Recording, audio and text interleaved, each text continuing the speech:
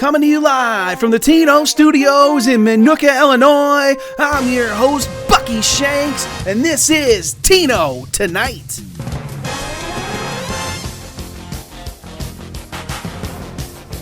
Welcome everybody to this week's edition of Tino Tonight.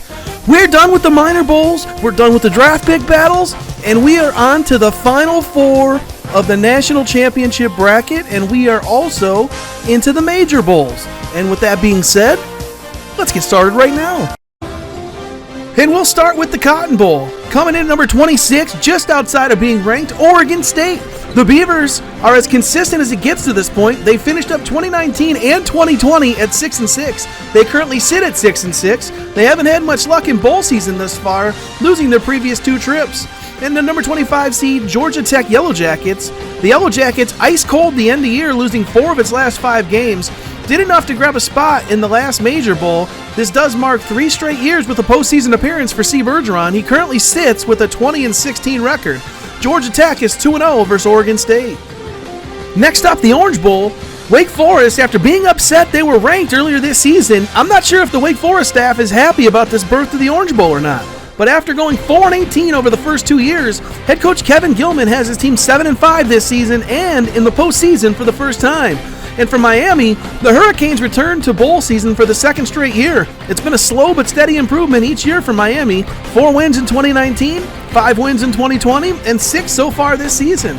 This is the 4th meeting between these two schools, and Miami holds a 2-1 advantage.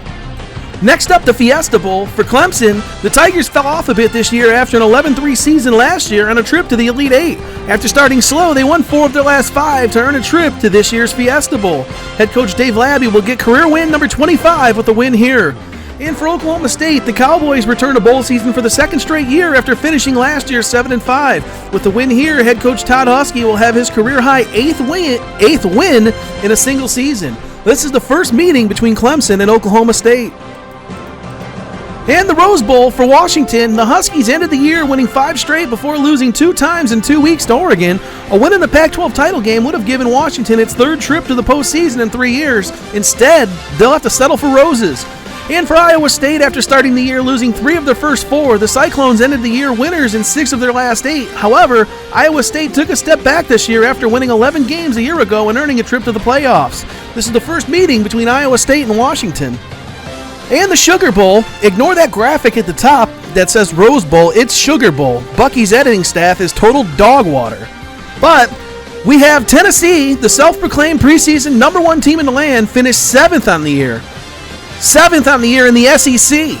All kidding aside, Tennessee had a bit of bad luck as they scored more points than Arkansas, who won 11-2. Tennessee also currently sits 6th overall with 29 career wins. This will be Tennessee's first year missing the playoffs. For Georgia, the only thing colder than Dippin' Dots, the Georgia Bulldogs. Must be something with the teams from Georgia, as Georgia Tech finished the same way. They come in losers of 3 straight to close out the year, missing the playoffs as a result. The Bulldogs, however, have improved each year to this point, winning 3 games in 2019, 5 in 2020, and 7 as of today. Arrow pointing up on Georgia as they return to bowl season after missing out last year. And last but not least, the final 4 teams for this year's national championship. Number 14, Ohio State. Number 2, Baylor. Cinderella keeps dancing as number 14 seed Ohio State continues to knock off SEC powerhouse after SEC powerhouse. The Buckeyes took out number 3 Auburn in the Sweet 16, followed by number 6 Arkansas in the Elite 8. If they take out number 2 Baylor here, that would be about as impressive of a playoff run as you could possibly get, especially considering this team limped into the playoffs, losing 3 of its last 5. Baylor continues to just destroy people. Head coach Lanny Strong is a gentleman on the surface, but don't mistake his kindness for weakness. This dude is an absolute killer. His Baylor Bears are just flat out mean and come into the Final Four winners of 11 straight. They beat Wisconsin in the Sweet 16, followed by the beating of UCLA in the Elite 8, and have not lost since Week 4. And for Oklahoma and Penn State, Oklahoma enters the Final Four after beating Purdue in the Sweet 16 and taking out top seed Florida State in the Elite 8. Penn State enters the Final Four, beating Kansas in the Sweet 16 and South Carolina in the Elite 8. And this matchup here is about as awesome as it gets on so many levels. These are the last 2 national champions. Both teams are undefeated in the playoffs with career 6-0 playoff records. Both Kenny Bellafuck and Scott Babowich have identical 30-12 career head coaching records, and one of these two will be getting a shot at becoming two-time national champions.